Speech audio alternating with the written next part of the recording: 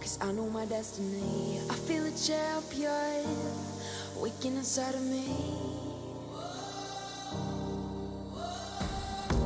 It's set in motion, the legends spoken. This is my moment.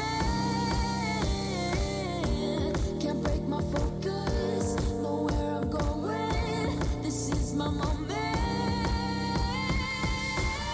Where you see me coming better on. Things looking eerily similar to 2017, where Rogue actually ended up taking out Maru. We already had a Protoss advance to the finals to await one of these guys, but is it truly going to repeat itself? Does Rogue have it here for the 3-2 again, or is Maru going to give us a TVP finals, of which it would promise to be quite aggressive, quite action-packed? But you know what?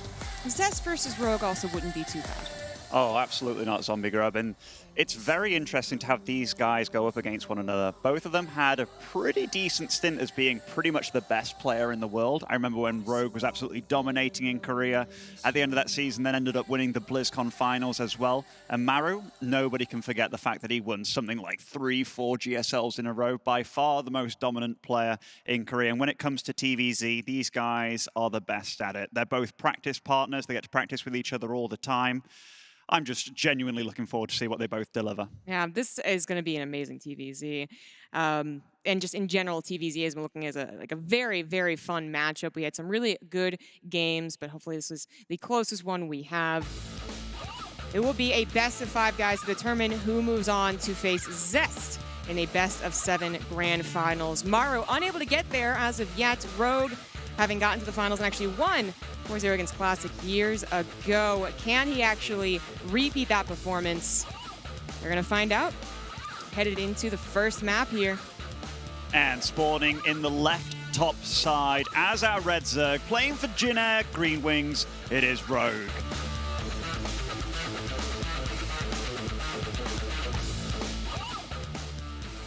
In the bottom right, as the blue Terran, he is Maru.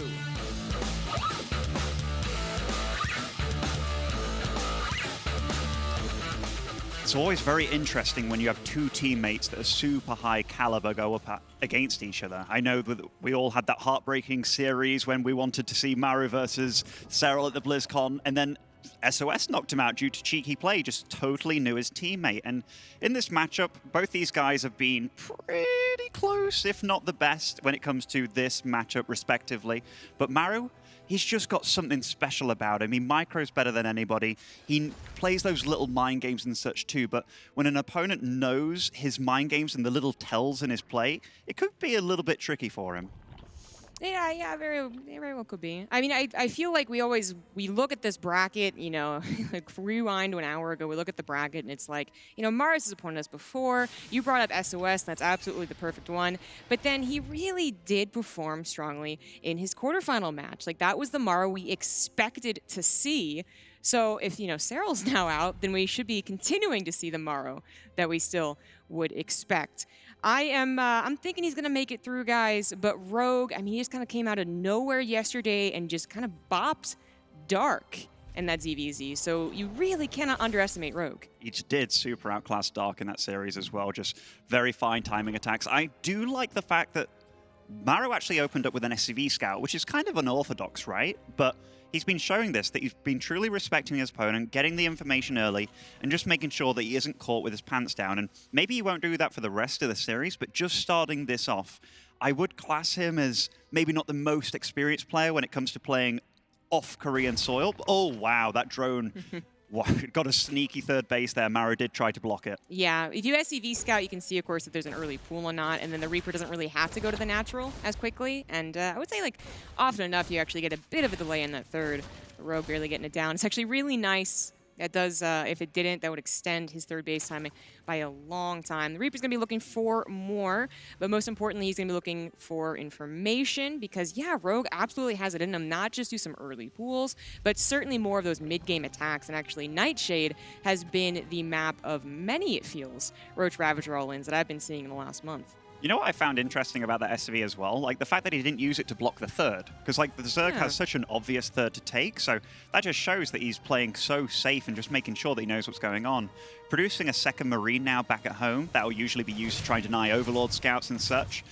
It also, you tend to find that a lot of these Korean Terrans do lead into Battlecruiser when they open up with 2 Marines, but we'll see what happens with his tech path, going for the tech lab on the barracks as well behind all this. You know, after all the hype of the, I guess, like pre-Katowice, right? Hearing all the Zergs and Terrans opinions, we really haven't seen any of that mech. Mech is basically dead to me. If Innovation didn't do it versus Serral, then it's not going to happen. But it is something that is possible. Battlecruisers also, for a stint there, was just every single TVZ. Often leans to mech, but sometimes bio. Haven't seen too much of that either. Could be things that we see mixed in here in this best of 5, but for now, it is just going to be Hellion Banshee. This is super old school. Like, this is like bread and butter TVZ here. You have the Hellion, the Banshee, so he's going to go for some like multi-pronged attacks. An early third as well, so this is definitely leading up into a macro game. And so far, Rogue's reading this quite well. He's just droning up like a madman. Hasn't gone for early spores or anything. Is this a defensive Roach Warren? We'll see. Yeah, you know, Rogue not having his Overlord in that typical spots near the natural doesn't actually see how fast the 3rd CC is down. Sometimes by seeing the 3rd CC or lack thereof, or even lack of supply depots, you can get a good idea of what it is. But he doesn't actually seem to care so much about that. He is starting a lair. He is getting Spore Crawlers, anticipating perhaps something that he's finding typical from Maru. Yeah, that Roach Warren.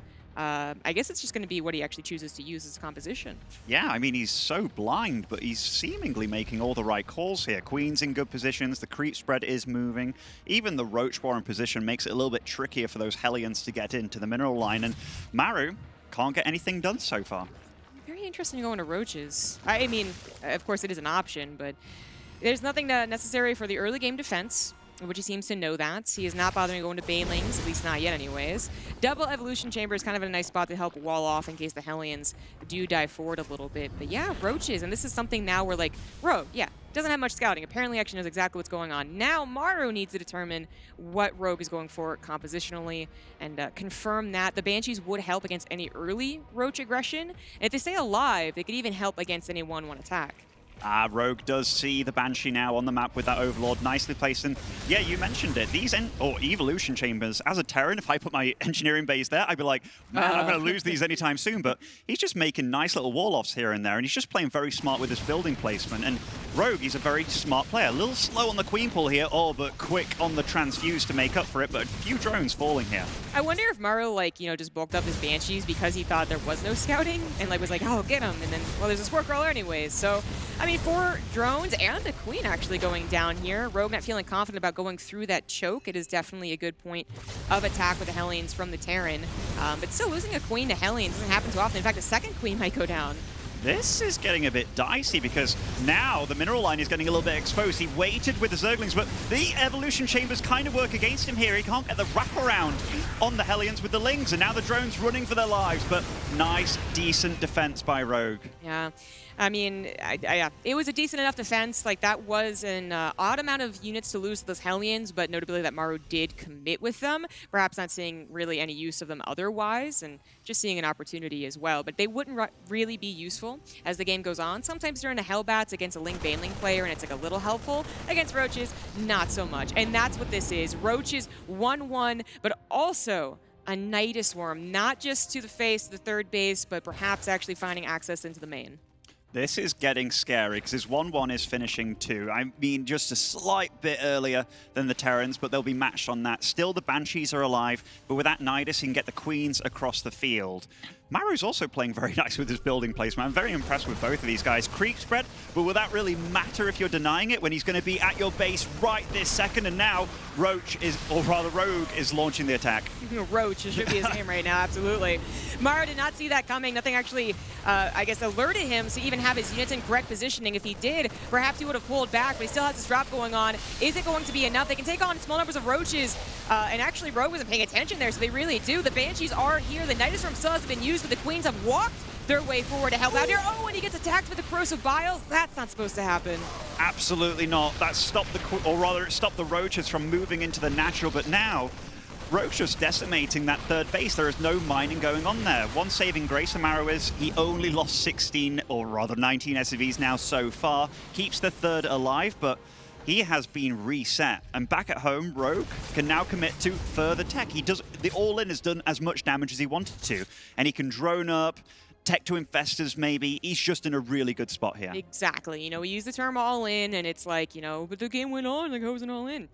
Yeah, you do enough damage, and it kind of, I mean, like, normalizes in a way. So one of the big weaknesses of a Zerg, though, after they do these typical, usually ground-based all-ins, right, is that they don't have a lot of anti-air. So Maru, we know that he's very good at multitasking. We know he's good at drop play. He's got to really hammer that anything to actually try and mitigate the damage he just took, as well as being scared of a fully maxed out Roach push again in the future. Certainly. So Rogue's just deflecting these little multi-pronged attacks, but he does get a cancel on the fourth base, which definitely slows down Rogue. But he is swiftly approaching 200 supply here with that Roach Ravager composition. And he also kind of reset the tank count quite a bit. I don't know how many he has on the field right now, but this isn't going to be enough, I don't think, to really hold off a big push from Rogue. Yeah, I didn't actually think that many tanks died. It was just like very slow production on them, you know, only off of one as well. And super supply block for quite a while. Yeah. He did lose a lot of depots. Yeah, exactly.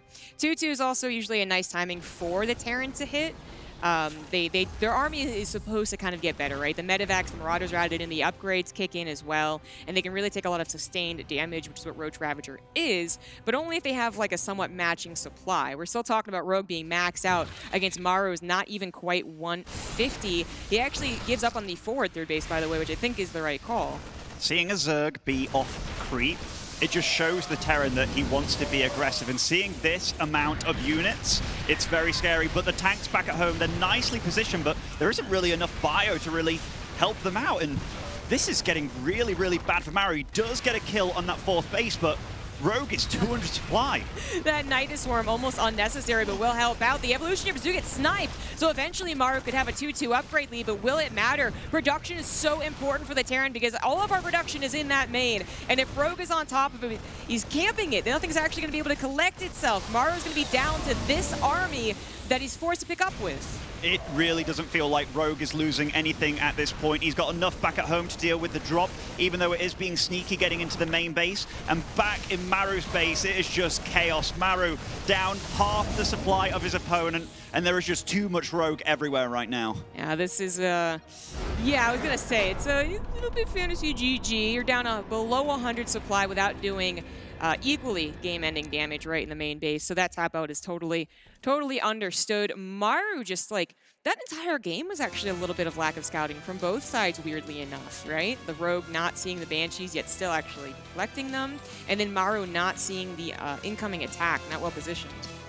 Oh, yeah, definitely. And like the forward third that Maru took, and then he started getting like the 7th, or rather 6th, 7th, 8th barrack. So we knew what his plan was, that he wanted to do like a very strong 3-base timing there, but Rogue didn't give him the time of day. And this is some of the stuff that can come down to like practice and what have you, right? Where they both know each other's strengths and maybe each other's weaknesses too. I mean, if we talk about TVZ on that map we just saw, it is so much about the Terran eventually hitting. I mean, maybe they start with like a 2-tank push, but then eventually hitting and just controlling the spare area around the fourth base. I wish we could actually see it again, but if you can keep with me here, that's usually what's so scary about that map. But then Rogue doing that 1-1 attack, Nidus Swarm or not, kind of was the first one to attack. He kind of took away that option from Maru to even be the controller in that game, which Maru just did not anticipate, looking very disappointed in that game. Yeah, like that's not the Maru that we're all used to seeing. Usually he's the one that dictates the pace of the game, but here just absolutely caught off guard there. Anyhow, spawning in the bottom left here, as our Reds are currently 1-0 up, it is Rogue.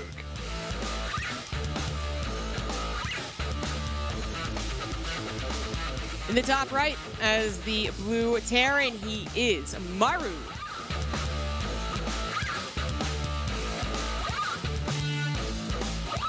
Rogue's game plan for that, or rather, yeah, his series plan going in with a bit of a sneaky all-in there. I thought that was nice to start off the series against Maru, but that really feels how Rogue's been playing this tournament in general. Like, that series against Dark, every game was pretty much a timing-based attack, and he doesn't really want to let his opponents breathe. He's definitely playing like a strangling kind of a series gamer here, which is really, really cool to see players play the player as opposed to just doing anything. Yeah, I feel like that has described Rogue in the last few days. He's absolutely been playing the player, and it has worked out really, really well. Getting the first game in a best of 5 won't actually be the end-all be-all, but we still have him keeping control of the series by going for an early pull in this game on Eternal Empire. Maru is going to be sending an SCV, so he won't be taking any unnecessary damage. And this game, Rogue opened up with a pull first, which is rather cheeky. You know, you can get those 4 links across the map and potentially do some damage to the command center, cancel the SCV maybe.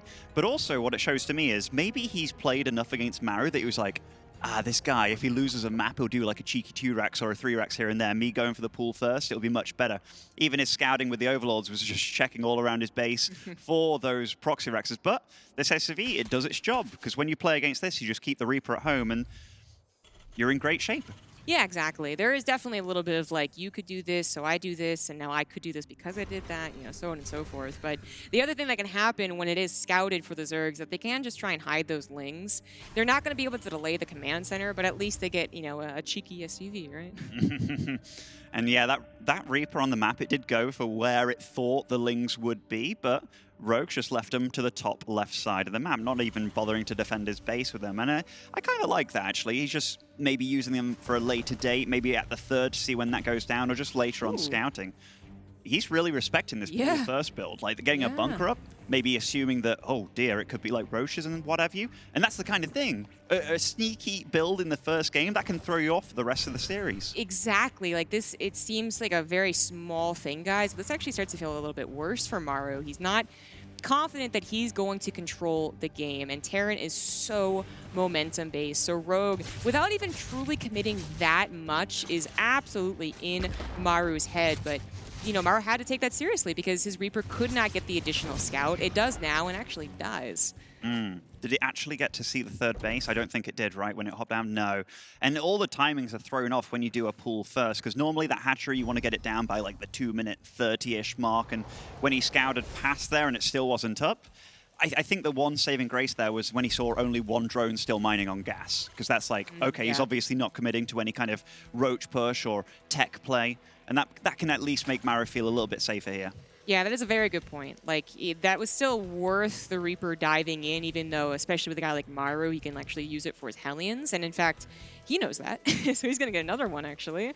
That is not something we usually see. It's 50-50, which actually is quite a bit of gas in the early game. What do you think about this Reaper zombie group? Because getting a second Reaper after your first one dies, I know it like allows the Hellions to sustain themselves a little bit better, given that the Reaper can regenerate if it gets poked by the Queens, but still an unusual choice by him. You know, we're so used to seeing a Reaper, but really, a Reaper's kind of expensive, guys. Like, it's not something you want to remake, especially in the early parts. I mean, you're not just like free-flowing on 50, 60 SCVs and all your gases. So it's something that he, I guess, just finds a lot of confidence in. This makes him think that he can actually pressure with those Hellions, which he did do a great job of in game number 1.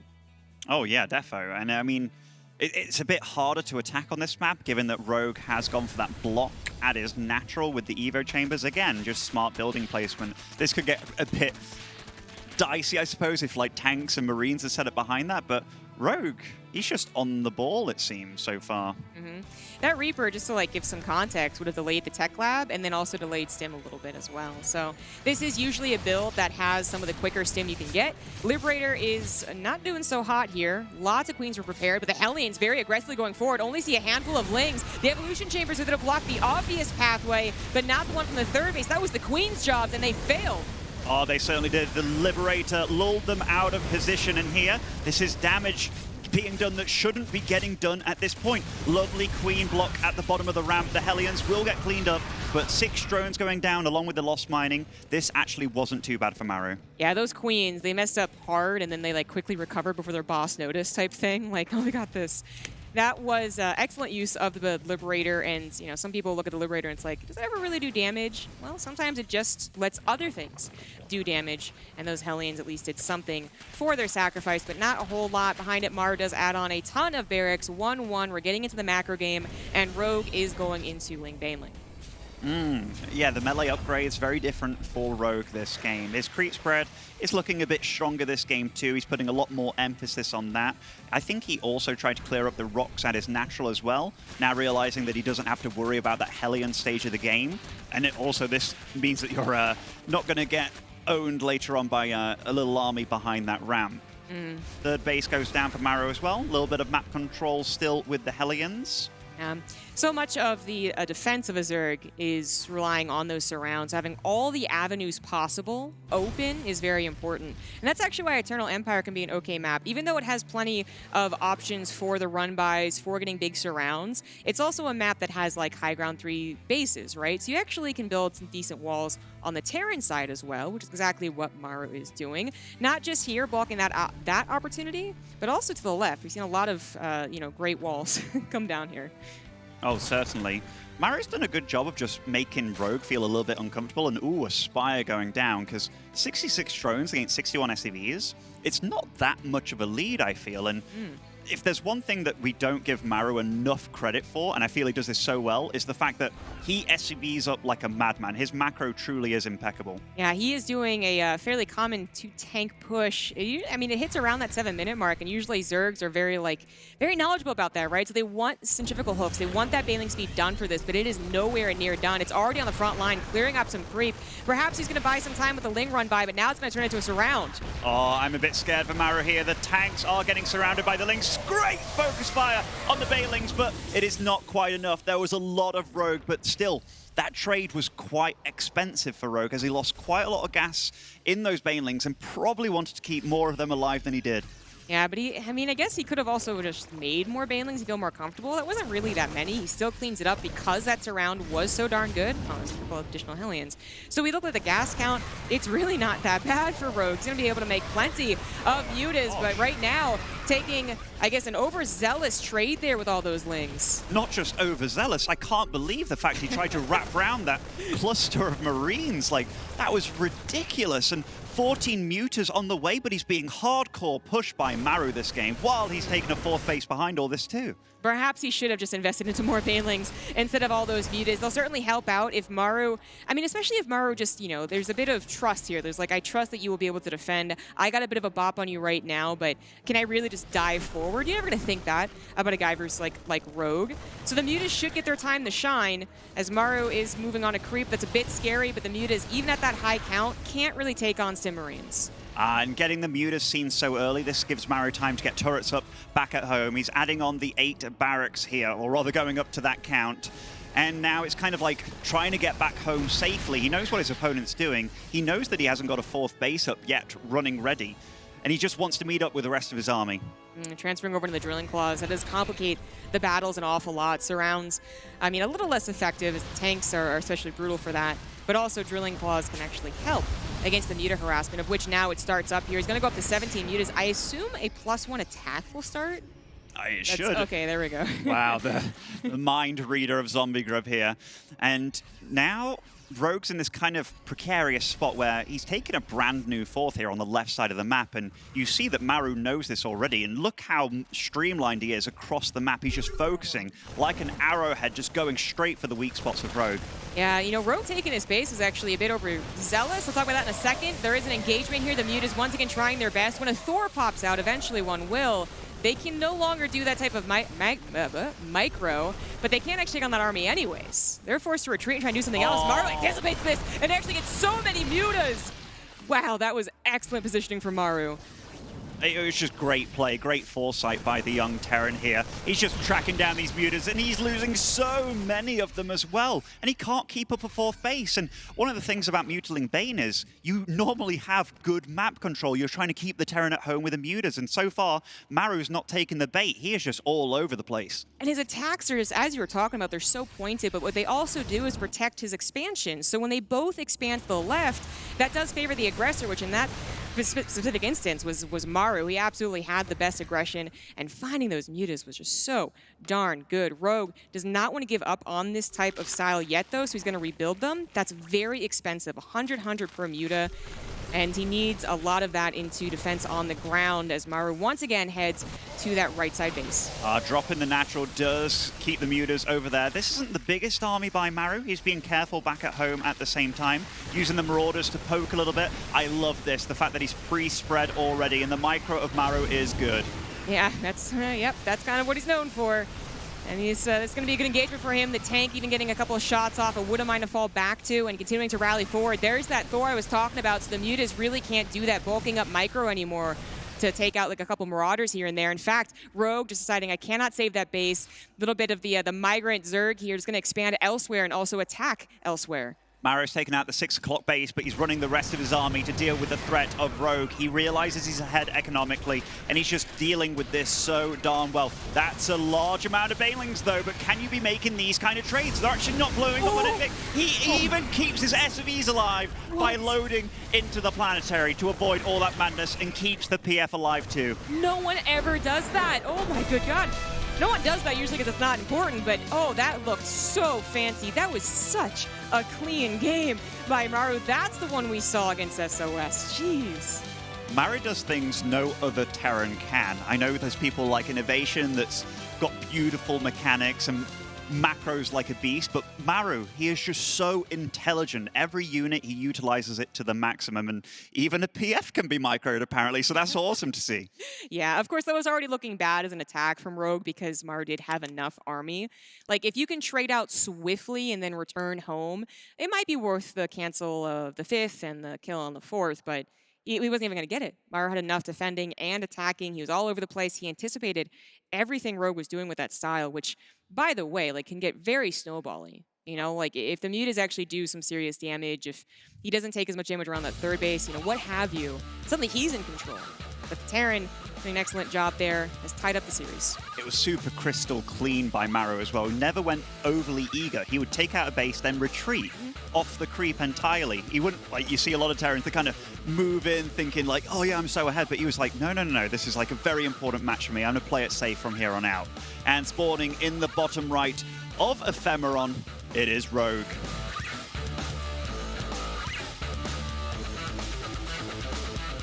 In the top left, his teammate was the blue Terran. He is Maru.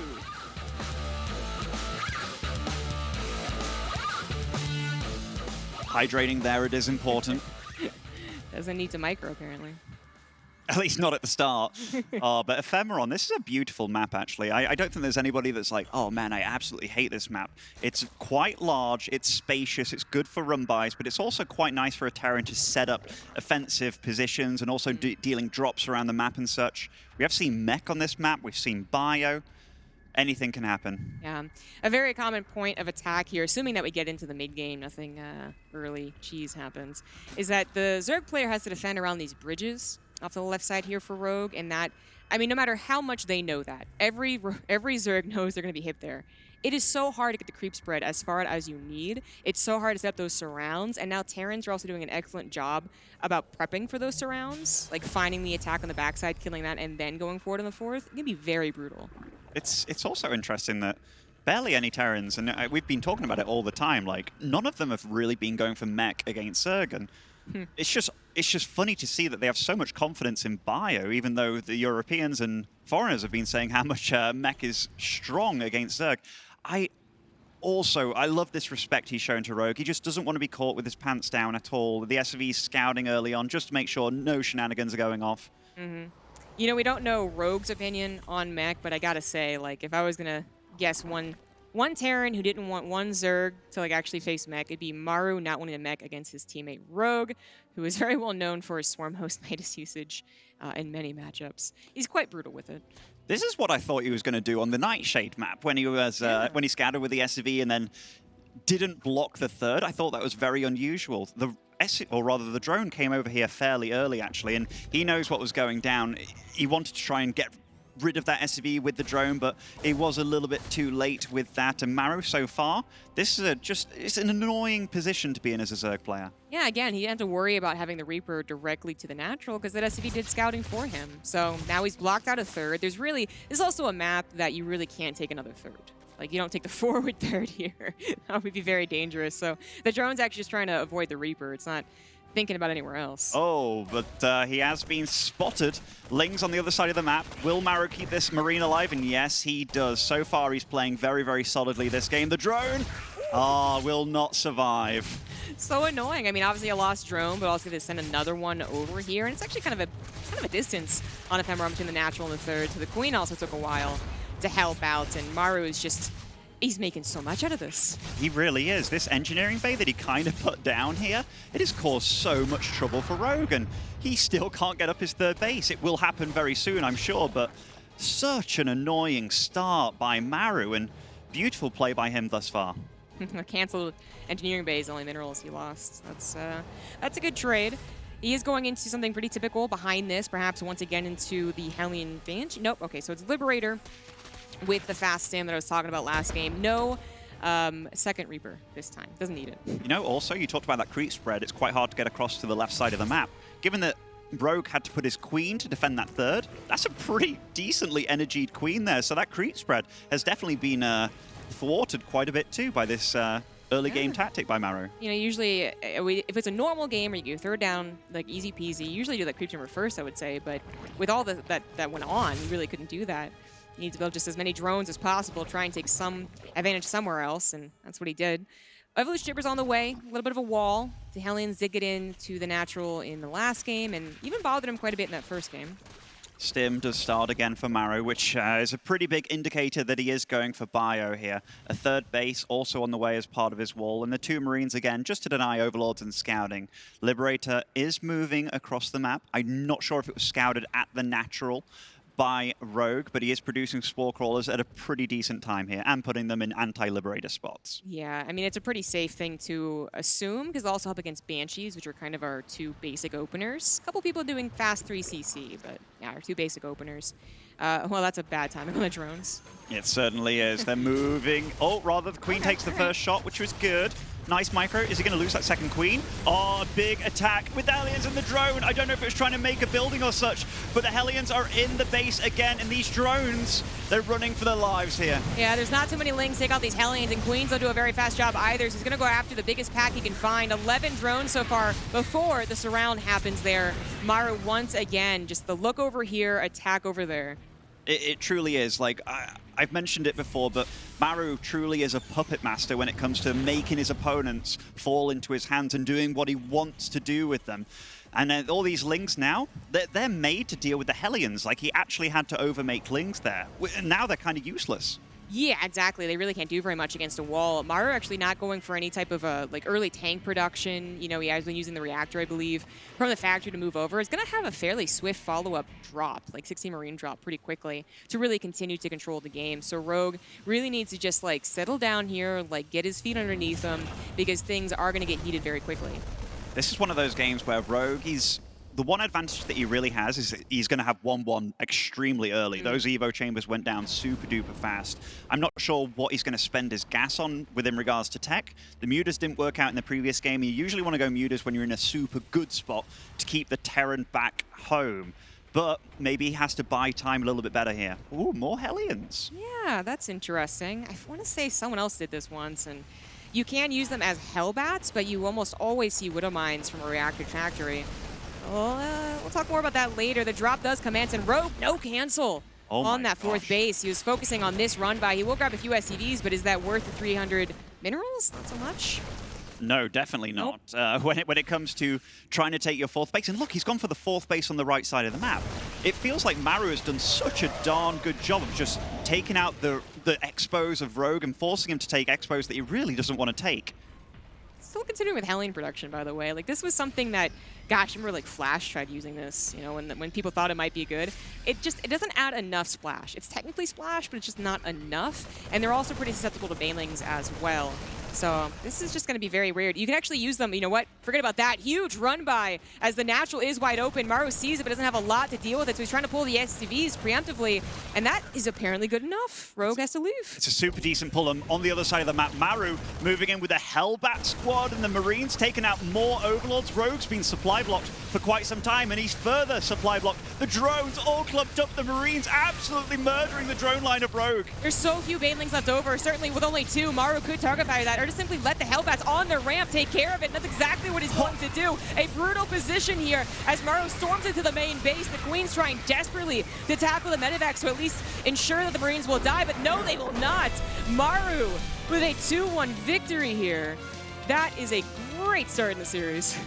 Super clean play by Maru, and the way that he's using his army, even going for like a slightly unusual composition there, but hitting such a clean timing, it really felt like he knew exactly how Rogue was going to play with just this mass Ling style and trying to deal damage there, but none of it seemed to do anything. Even the big Ling counterattack, he killed like 2 SCVs. Yeah, I can't believe, like, that wasn't the most amount of Lings we've ever seen in a counter, but there were still a lot of Lings. And for him to just SCV pull with like 5-6 Marines and deal with that, it's like, oh, like, why doesn't more people do that? Yeah, I'm getting ready for all the Terrans back home on ladder, like, yeah, I'm going to do that next time too. And then it's like, everything dies. Yes. It's a lot harder to do than it looks. There was quite a bit of hold position microing just to kind of mess with the Zergling AI and such, I'm sure. Yeah, that was a very good execution once again from Maru, controlling the game. Can he continue to do so? We'll be heading into game number 4 after this quick break.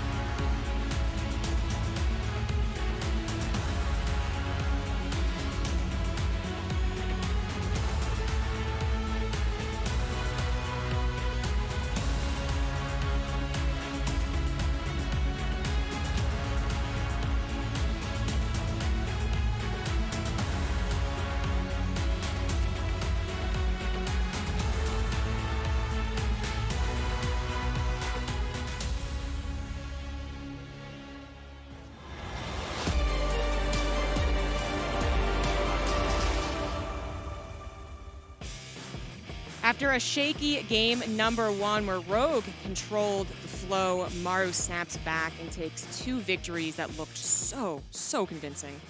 Oh, yeah. I mean, like, we were just talking about it during that break. Like, why did he choose to go for the Hellbats? I mean, obviously it was a really good call given that he won the game, but Maru, for Terrans out there, just hits all the right spots. He brings new things to the table, shows us how to play Terran, and does it with such finesse as well. He's got such clean micro, understanding of the game, and he's looking very sharp this series. But Rogue, he's got a few tricks up his sleeve. And speaking of the man, spawning in the bottom left of Zen, it is Rogue.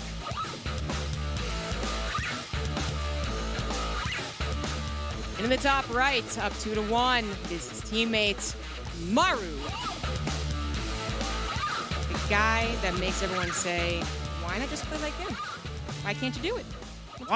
Why not just have 500 perfect APM? You know, like, it's so hard to emulate his play. He's one of the guys that's just like, I don't know how he does it, but he does everything so right. Like when he's on song, and that's a big thing that we have to talk about because he's not always the most consistent. During those 4 GSLs that he won in a row, basically, he definitely was. But there are times when he just doesn't bring it to the table. But for this tournament, Maru is just...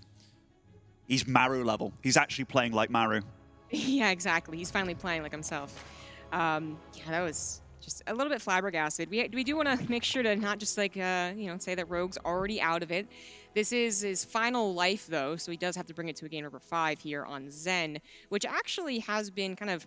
I mean, it's one of our least chosen maps in general, but when it comes to the TVZ matchup, there are a couple complications. As far as the map goes, there's some weird spots where tanks kind of like, sims the AI around. It's really obnoxious. But if you can control your units, which Maru obviously can, then there's some really brutal spots to get up into the Zerg's face. And Rogue, he's definitely a cerebral Zerg. Like, I think he thinks a lot about the games. He thinks about how to win them. And Zen is definitely a different map than things that we've played on before. I think for run-bys, it's great. For Lings being all over the shop, it's quite a large map within regards to the airspace as well. This is definitely a map that's going to be a bit tricky for Maru going up against such a smart player. Yeah. But Rogue did at least show us that he has the ability to do something to really shock and awe Maru. And even the start of that second game, I was saying, like, wow, Maru's just being so defensive, really worried. I think he's back to full confidence, but he's still being very careful with the SCV scout into the block as well. That did end up working very effectively last game.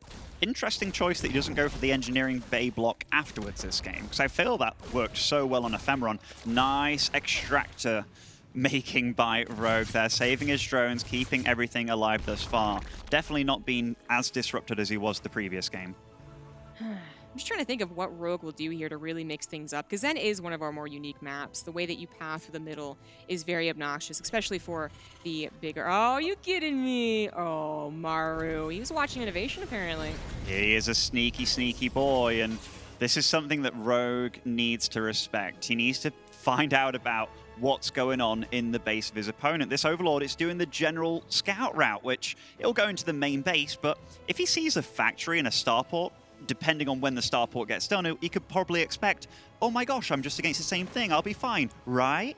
Yeah, it's very difficult to tell that timing of a building structure. Like, you really can't see that, like, yeah, he knows there's something missing. It's actually looking very normal. He would just love to see it, basically. Now, when this happened to Cyril, he did manage to get a glimpse of it, but then it kind of messed up the defense, the emergency defense that he was trying to get up, the evolution chambers. If Rogue doesn't see it at all, then it could just be like the fastest 4th game. Wow, a Viking being made with this too. We've got Marines still in production. The Hellions are being made. He's also skipped out on quite a few SCVs here, and Blue Flame does start. This is going to be a scary push from Maru, and this is a weird map. Maybe he doesn't want to play a late-game situation with Rogue on such a crazy map, and this is going to be a lot of Hellions. Yeah, unfortunately, upgrades will not help you. They won't be done, but they definitely won't help you. Walling off that natural, yeah, that's a step in the right direction. No, just 2 or 3 Hellions going down there, but there's no wall if you can get on that 3rd, that's for sure. Whereas on Eternal Empire, at least Cyril could have tried. So Rogue just really needs to scout this, and so far, nothing is telling him something's off. I'm so scared for Rogue. He just went for the double Evo chamber as well. There's no Baneling Nest in sight, I don't feel. And so far, everything that Maru showed him, even the Viking here, is going to get a few Overlords. Oh, this is such a good scout. I don't know how he sniffed this out. That's very, very good then. Just something telling him it was off, or just being very proactive, because Maru, of course, can have his tricks as well. Blue Flame is almost done, but the Hellions already moving their way out. Rogue is going to try and wall off. This is going to have to be a very large wall, and he actually does have enough minerals. A full wall off there, but very low health structures. Both these players have been using their buildings very well in this series. Rogue down a little bit in supply. He needs to stay alive against this push. The Hellbats deal a lot of damage to ground units, but this so far is a very good positioning by Rogue. Reapplying a new Evo chamber, but the Hellbats, they can't really get through. Rogue's doing a very good job of holding this. He's got so many queens. They don't kill the Hellbats very quickly, especially with the medevac now here. That was missing for a little while. Lings digging into the main base, but a quick SCV pull, and more Hellions come out. So 8 SCVs, but is that actually going to even up the game as Maru storms into the natural of Rogue? Oh, he is indeed. The Queens, they're all staying alive. He takes out the medevac. That removes the sustainability of this army. The Roach Warren it's still not done. Like, I think it actually got cancelled by this little Hellbat squad, but Rogue is cleaning up the push of Maru while dealing SCV damage, but that is not the end of it yet. More Hellions do join the fray and move into the third base. Yeah, I mean, at least it will be able to take out any amount of Lings to try and take care of it. It's going to take out more Queens. They've probably spent all the transfuse they've ever had. Drones actually boldly go back to mining, but he needs that Roach Warren. It's so close to finishing. It's not done. The Queens have to micro, and they are buying a lot of time. It looks like Maru has fixed his wall problem from earlier and is looking to get a couple more drones. Oh, these two Hellbats did quite a lot. That one Hellion over there trying to take out an Evo Chamber. Evo Chambers everywhere, like throughout Rogue's base.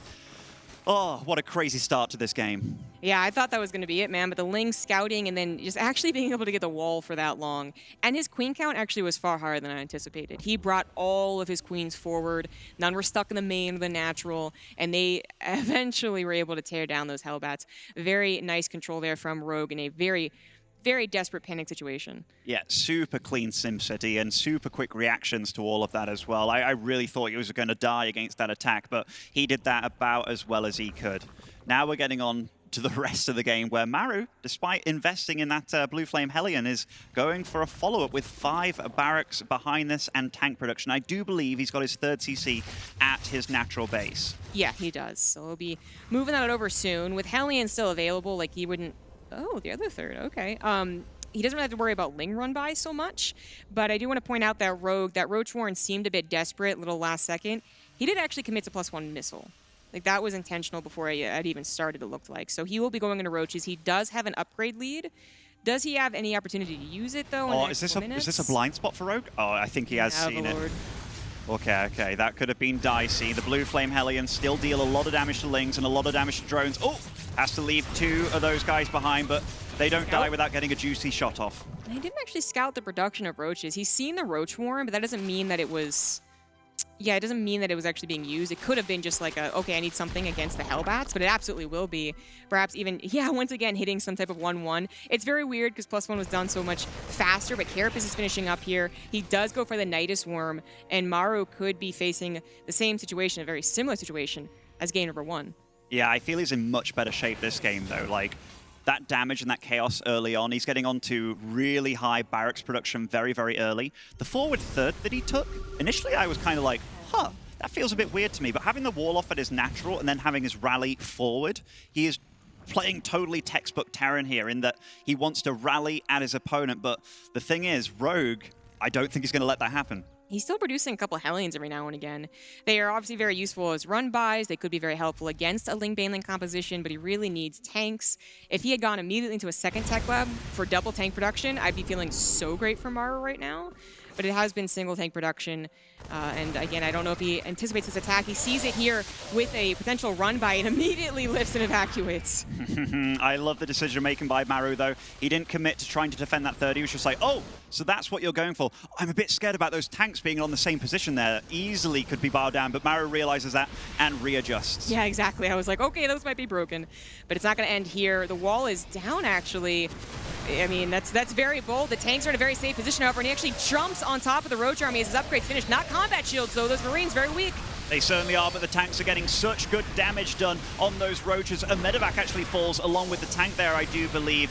And Rogue's army is getting very thin. And on the other side of the map, despite defending, Maru going for the drones here. And these are Blue Flame Hellions dealing so much damage. But a Nidus in the main as well. Rogue is everywhere here. I don't think Maru expected the Nidus Worm. He thought maybe he had control of the situation, but that was actually just so much left over in the Nidus Worm itself. It pops out into the main base with plenty of transfuse energy, but the tank's in very good position. His production actually still going strong as the mules drop here. It looks like Maru's going to be able to hold. That is so many full energy queens, though, and they are keeping each other alive. That tank at the far left side is going uncontested here. Rogue cannot move away from the Nidus Worm. The bio is doing very well. Mules landed at the natural. The 3rd even re-established for Maru. Both these guys, this is like a boxing match here. They're just slugging it out. This is so insane. If that tank could go down, Rogue would feel a lot better about taking on the bio, but it's not going to happen. He has that upgrade lead, but it didn't end up mattering, actually taking out the Nidus Worm and a queen as well.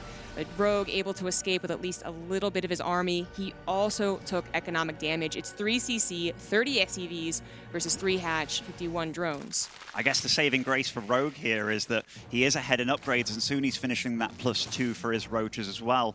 He banked up quite a lot of gas, so he's making a lot of Ravagers, and his army is still pretty darn stocky.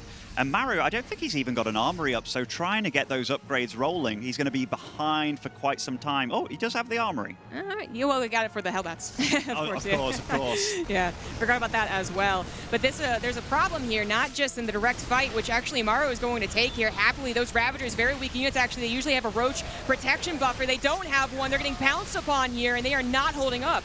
Wow, this is right before +2 armor finishes for Rogue as well. We see that it's seconds away from being done, but Maru not giving him the opportunity. He is just marching over Rogue, nailing all these really expensive units and Ravagers, and even takes out the Nidusworm, so that's not a threat for later on either. He doesn't care about the creep spread here. He's just pushing forward, trying to keep the momentum up. The Medivacs, they actually still have a lot of juice. The Marauders here will outlast a lot of these units, but Maru thinks, okay, this is not actually going to end right here, right now, but I do feel confidently for our Terran. Not only does Rogue have to worry about direct fights, as I was just saying, he also has to worry about multitasking with slower units than a typical Lingbane composition. And while all this is going on, Rogue can't make drones. Like, he's going to be on pretty much the same drone count for quite some time because he has to respect the push of Maru. And the beauty of Terran is you can actually make SCVs at the same time as making your army. So Maru, he's going to continually get a little bit bigger while this is going on, but also he's going to be macroing at the same time. This is kind of risky, though. Yeah, Tank is just getting kind of weirdly AI'd, I believe.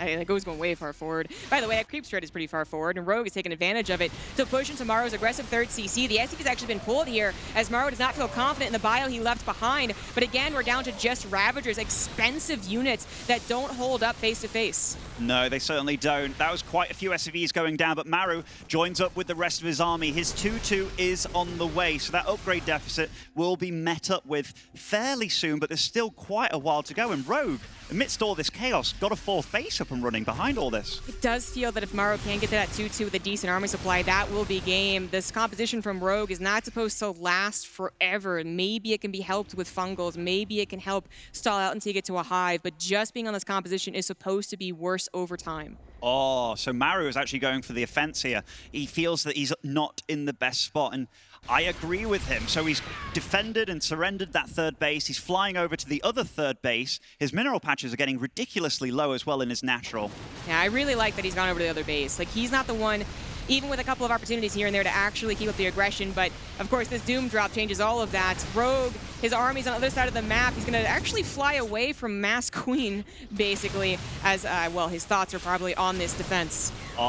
Maru doesn't actually have that much back at home. Maybe it's enough to clean this up, accompanied by the SCVs being a bit of a meat shield here, but that is a large amount of Ravagers. What is Maru doing with his other medevac squad? Could this be a flank? I was thinking the exact same thing, but it looks like Rogue is not going to actually set himself up for that. Dragging a drop on top of this army might actually be good enough. He's going to go ahead and do that. And dodging the corrosive biles. Lots of Marauders actually very, very weak on the front line. No tanks available, and 2-2 not quite done. Yeah, if he can just buy a little bit of time, but Rogue has done such a good job of re-establishing himself. I think that Maru maybe played a bit too aggressively. Yeah. He probably felt that Rogue was on a much higher drone count than he was, but Rogue has just got such a big force here, and 2-2 is just completed for Maru. Yeah, this is maybe a nice timing for him, but is the army supply enough? It doesn't really look that way. Concave is very good. The Roach numbers are getting thin, but Maru is going to tap out. Rogue staying on that low economy and just trying to max out Roach Ravager was absolutely the perfect call. What a messy game. Started off with the proxy factory that got scouted, and then Rogue doing an amazing hold with the Evo Chambers and the Queens.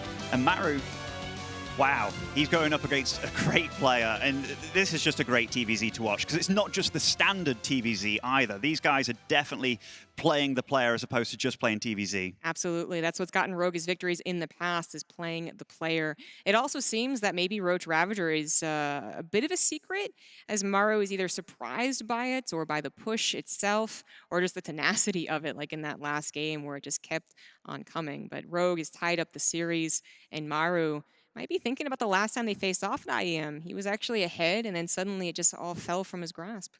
It is funny watching Rogue play, because I feel he's very extreme about the units that he makes. It's either a ton of Lings or a ton of Roaches, or when he gets the Mute attack, it was like, no, I'm only making Mutas, no Banelings this game, unlike Eternal Empire. But guys, we are going to be heading into the 5th and final game between these guys, and we are going to see whether it's going to be one of the greatest of all times going to the final, or a possible 2-time Intel Extreme Masters champion. And spawning in the bottom right of Triton, it is Rogue. In the top left for Jin Air Green Wings, he is the Blue Terran, Maru. 4-time GSL champion. Has yet to actually get to those finals for IEM. IEM's pretty tough, it seems, for the two goats. Exactly. It would be amazing for any of these players to go up to that finals for a best of 7 against a Protoss Zest. But it would be cool for Rogue to be combating, like, who's going to be the 2-time champion, right? That would be the battle there. And for Maru, can he actually prove himself in the non-GSL tournaments? To be fair, he did actually prove himself in WSG, but, you know, let's not... Just by the by, by the by. Yeah, the 4 GSL titles and the way that he won them, he was just so dominating for that period of time. Rogue, likewise, when he won, I think it was, he had to win GSL Super Tournament to get to BlizzCon. Yeah, I think so, yeah. It was something along those lines, and he looked unstoppable then too. But right now, it's beautiful to see that I haven't seen these players in a while. Like, they don't regularly compete in all the online cups that you see. They've really saved everything up for this moment, and it's great to see that they're both seemingly in tip-top form. Yeah, Maru actually, like, he usually is something that we kind of make fun of for his online performances, you know? He'll come into an online cup and then 2 racks twice and lose, and you're like, oh, are you okay? Like, are you good? And actually just wins GSL that same season, right? But this, for IEM, he did actually go through the qualifier online very convincingly on the North American server, too. Maru's just a god, man. Like, I really can't hype this guy up enough, and the series that he's delivering so far is really cool, but it takes 2 to tango. The fact that Rogue is not just keep him up with him, but really giving him a super run for his money. I have no idea who's going to take this. Yeah, I mean, imagine being someone who can actually watch all their practice games, too. Like, oh, gosh. I would pay a lot of money to be able to do that. You know, you got a business plan right there. Yeah, exactly, man. Once again, using the SCV Scout to also block Rogue. I mean, he did mess up on Ephemeron. That took so long to clean up. But, you know, last game, he actually ended up being okay against it. It is the NG block this time. I do really wonder what the decision-making behind doing it or not doing it is, because on this map, I'm kind of like, oh, if I do an engineering bay block, they just take the other 3rd base, whereas on Zen, it's even trickier because you've only really got 1/3 you can take, but so far, it's been doing very well. Yeah. Maybe it came down to like the fact that he needed every mineral to get the 2nd factory up and such. That's exactly what I was thinking, as opposed to waiting a little bit longer for like a 3rd CC, for instance. He was more worried about the timing, but regardless. To talk about the map for a second here, as we see once again Maru with great micro. The map Triton is actually one of our larger maps, then just gets very small because the Terrans expand aggressively. So if he were to actually force Rogue here to also expand, quote-unquote, aggressively, which he's not forced to do, but if he were to expand on the other 3rd base option, that would actually put them so close together when it comes to the rally push, the bio push that we do very typically see on this map, and I totally anticipate Maru to do. This engineering bay blocking, the more I see it, the more I like it. This creep spread, the first tumor has not been put, or it's just been put down at this moment. That's at like 3:40. A lot of the good Zerg players, they tend to get out that first queen, and yeah, he saved enough energy to get the 2 out, and that's just the amount of good things that this engineering bay block does, and the fact that it's safe as well, the SCV Scout early on, I just love it from Maru. Yeah. He's going to be going into Banshees. Okay, so he did this once before and then started to favor those Liberators. They were very good at distracting. The Banshees ended up not being enough of a surprise to Rogue, if you remember in that first game, nor did they end up helping against the 1-1 Roach push. Decent scout by Rogue, though. That Overlord came in at the perfect position and will get away by the looks of it. Hellions kind of patrolling the map a little bit. Their job is just to keep creep spread at bay. Is this a 7th and 8th Hellion that he's making here, or? That's what I was just wondering. I was like, isn't this the point where you stop making Hellions? No, if it's up to 8 Hellions, it is often the intent to be very aggressive. And if you make any more, you actually start, or you're more suspicious of mech, but we know that stim is on the way. So, okay, what's this? An armory at this time with stim and banshees? Yeah, normally if you're going for that kind of armory, you get it before the stim, right? Because you need the gas as much as you can. There's a third base behind all this too. This is also very old school. Yeah, exactly. It's also one of those things where that third CC is delayed oftentimes with the Hellbat push as we know it, like the normal Hellbat pushes. But Rogue, I mean, maybe this is all to do with actually keeping him in the dark. As the Overlord tries to get back in, it actually doesn't see very much. The Hellions poking forward, but that's not their true intent. That's more the armory. Like, he's waiting for the armory to do something here. This is one of those builds that you might be like, man, this is so inefficient. I can do it better than him. But this is also one of those builds where if he's playing against a top-level opponent, which he is, he could be misreading this entirely and not be anticipating the follow-up Hellions or the Hellbat push at all. And the Baneling Nest is only halfway done, and that is far off. He realized that he's going for these evolution chambers very, very early, going for the upgrades, and this is going to be quite a difficult hole for Rogue, I do believe. The two Banshees are still alive. There's a decent amount of Queens, and yes, absolutely bring that Spore Crawler forward because he also doesn't have that detection. But so many Hellbats on the ground as well, as Rogue is about as surprised as we were to see Hellbats at this time, and more Hellions coming in as well. Will he be able to accumulate enough lings? They're getting barbecued instantly, but the Queens are trying their best to hold on. Oh, the Queens are falling here. A Hellion sneaks into the third base, even bringing the Marines along for this attack. Back at home, he's getting the +1 upgrades, combat shields, and everything. So it is a good follow-up, but a nice hold by Rogue. And so far, I don't think he lost any drones to that. Yeah, for not seeing it and not having any Banelings, that was actually a very, very good hold. Like, Maru, he did delay his upgrades, which was already something he was going to be behind on anyways with Rogue's build choice, but he delayed those upgrades. He delayed more what we would usually say important factory production, because we, again, don't usually see Hellions past a certain point unless you're doing mech, but Maru is really, he's flexing with these Hellions, man. He's showing us different ways to use that factory. I do like Rogue's position in this game, though, and the fact that he's gone for Spire here, too. As you said, Triton's absolutely one of the larger maps in the pool. It's wiggly, too, how the army tries to cross the map, but Mutas are a choice that normally you make them when you're a little bit ahead, so you can keep the Terran at bay. They're not really a great defensive unit. Maru making a tiny little error here with the pathing there on the SCVs, but this is scary. An extra macro hatch as well. So that means that he's definitely going to be committing to a lot of Lingbane Muta. I mean, now Maru going for the Hellions, like, he could try and use them as Hellions. That can be effective. You can micro a lot with that, as opposed to just, like, A-moving them basically with the Hellbats. And I do want to see that, because I felt like that was something he was going to do the first time we saw this, that kind of ended prematurely. Last game, it was Roaches anyways. But now we get to see what he thinks of Hellions as that micro tool alongside a typical Marine push. I like that he scanned there. Hellbats. Yeah, it is. And this is actually quite a scary push. Look at the 1-1 lining up here as well. He's hoping not to fight before that is done. But is that enough Banelings to take out this army? This is a very scary push by Maru. Yeah, he needs to split his Hellbats as well. Because again, like, I mean, they're chunkier than Marines, absolutely. Oh, well, SCVs aren't chunkier. Goodbye, SCVs. 10 of them go down. But are they actually enough? When Rogue recognizes this is the composition he's going for, you can just, I feel like you just kind of over-make Banelings a little bit and then get a wrap around, and it's still very successful. Whereas the tanks can be farther back. You don't want to use Banelings on tanks, obviously. Is this actually going to work for Maru? He's really desperate to make this work. He's pushing so far on a creep. The Banelings are done. They have surgical hooks, and he is forced to get out of there. Really good medevac micro on those pickups, though, but it's a great cleanup by Rogue. And I think Maru, the fact that he was pushing so hard on creep there, didn't really realize. Oh, great Widowmine hit. I don't think Maru realized about the fourth base, the other fourth base of Rogue here. That is a very good point. That is a very good point. Maybe could have been pushing there instead, at least dealing some damage to it, clearing up creep, as that will be a continued problem.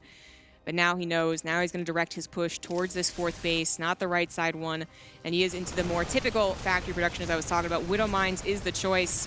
He's got to, I mean, he knows about the Mutas. So, oh, Widowmines, stop slashing back. I don't believe he's gone for any defense against the Mutas because he knows they're going to be used offensively first. Oh, that Baneling. You saw Rogue try to counter micro against it, but almost out-microed himself there. But Rogue does really have to keep these Mutas back at home. He can't go across the map quite yet. Maru is really piling on the pressure. He's going to split away from these Banelings, but actually some decent hits, but more Marines come forward, and that is a huge concave from Artarian. Rogue needs to back up, needs to get on his own creep spread. That is so many Marines. This fourth base of Rogue is being gutted here. Rogue, while being very far ahead in upgrades, it feels like a lot of his gas has gone into units that he can't even use right now, and this is a huge supply block too. Oh, absolutely huge. So many Overlords afterwards around that 4th base, very surprisingly, he's going to have to make that and be temporarily just stuck on the army he has. Now, with creep spread, with banelings, you think you have some time, but that Marine is going to go ahead and scout the other base. I love the way that he's playing. He's playing safe. He's going around the map. He won't get the full scout off here, but maybe he can tell by the fact that these mutas, what are you doing over here on this side of the map? You don't need to do anything here. So I think this will actually provoke Maru into focusing on that left side of the map now. This is feeling a little more like the Eternal Empire game where Maru is just controlling Rogue. Rogue, if he gets one great muta harassment, if he gets one great run by, can really change the momentum and start to take over the map like he would want with bases and creep spread, but he's got to get that one moment. The mutas are trying to start that here, but a couple of supply depots is not really what he's looking for. No, certainly, but this is a flock of mutas that you have to respect. The Widow Mines, obviously, they're great against mutas, but mutas microed well with an Overseer can deal with them for sure, and this is causing Maru quite a few problems already. The medevac's getting picked off as well. Not good news for Maru. Yeah, he is aware of what Rogue was going to try there, and once again, trying to find those mutas, but Rogue's paying attention this time. But also the right side not working out. More mutas are being added. Finally, the upgrade as well. Rogue looking stronger on that army, on the overall supply for sure, although he is once again supply blocked, but still very low on that creep spread. He's not controlling and enveloping the map like this style would want. No, but he did a damn good job of catching up in supply once again. And it's really good for Maru that he's caught up in upgrades, but on the other hand, Rogue caught up in army supply. He's also got a 4th base running, soon a 5th base as well. And ooh, nice quick cancel by Maru. That was pretty bold against Mutiling Baneling. You put it on location, but apparently Maru was like, nah, I got this, it's fine. And I think he does, because he has that 2-2 push, right? And this is something that Rogue is once again going to be forced to use everything in his arsenal to defend against, because it is a very scary push. Utilizing this choke once again, he is being very aggressive on creep, however. This is so darn scary, and he's got this little squad to the left side, so he can see the flank of Rogue, but is this too far forward by the young Terran here? It's so aggressive, but I guess Rogue is like, his armies are too far apart to actually be utilized correctly. So Maru, even though he's on creep, he actually didn't get surrounded, but this is a counter at this point. So run by at this point. Rogue just looking to get some serious economical damage. He once again got that 4th base. He's going to get a lot of SCVs to the 3rd, and Maru is going to have his momentum completely cut here. Rogue is playing this beautifully. He's got the mutas being exactly where he wants them. On the other side of the map, he's playing defensive with the Ling and Baneling. He's teching up to Hive while all this is going on. He's also got double the worker count of his opponent. Rogue's in a super good spot now. Maru's really fallen behind. He's still got an okay army, in fact, even army supply that can do well with the splash, a couple of lucky hits here and there. But that 4th CC on location was so greedy. If he had had it in the main, I think he'd have a 4th CC to actually utilize, even if his SCV count isn't looking too pretty. But now forced to transfer his main over. Things are starting to feel a little bit desperate for Terran as Rogue really takes control. Oh yeah, certainly. This is a really dicey spot for Maru. He's kind of okay with sitting back a little bit, but the thing is his opponent's mining so much more than him. He's even floating over his orbital command from his main base here as a 4th instead, just given that he's so low on resources. And it's terrible when they have to do this, because then like 6 Lings suddenly are a big deal as opposed to a planetary taking care of them. But if you can push from this location as well, they're kind of defending and attacking. It's just that, I mean, the base closest to this push would be the bottom left, I suppose, right? And there's still creep to clean up. That's still such a far away position to attack into. And all this time, Rogue, I mean, he's on Mutiling Baneling, but he has ideas of the future, more upgrades and ultras. Yeah, and I think Maru did just scan that. He's also got 3-3 nearly complete here, and given that he's only on 43 SCVs right now, his army is massive. We haven't seen it all on one screen yet, just given that it's been all over the map, but this is a very large army. Those Banelings rolling in to the bio. I think he just lost a lot of bio to those Banelings as well. Yeah, I think he might have looked back at the run by, and that's exactly when Rogue's Banelings hit his face, basically. That is not a very convincing supply, but it is doing something. The Banelings roll in rather inefficiently, but so much of the army is actually on the other side of the map for Rogue, looking to turn this into a base race. Oh, this is really, really great. Rogue is everywhere. Lings in every base. Mutas in the bases as well. Maru's trying to do what he can. He has to try and clean up these Banelings before they finish, but Rogue's having none of it. So many Banelings by Rogue just crashing into Maru, and Maru dwindling in supply very, very quickly. He's currently at half the supply. He's down a ton of orbitals. He's absolutely desperate to make this work on the front lines, but he's on creep. Rogue has plenty of bases to work with, and Maru is forced to tap out. Rogue is going to go to the finals to face Zest in a best of 7 ZVP to determine who will be our first two-time IEM champion. What a beautiful story. Both the greatest, or both the GOATs go up against the previous Intel Extreme Masters Katowice champions, but these guys are so consistent. They just turn into something else, something magical when it comes to playing on this stage. And it's so great to see Rogue eke it out in the end. It's exactly what I would describe it as. It is magical. There's something about these guys that when they want to win a tournament, they just get there no matter what is in their way, including a Maru who was playing up to his standard for at least 2 or 3 of those games. Rogue just was able to play to the player, knows his teammate, and was able to take him out. Guys, gosh, what a beautiful TVZ. But it is Rogue moving on. When we return, it'll be an interview with Rogue. Thanks for watching.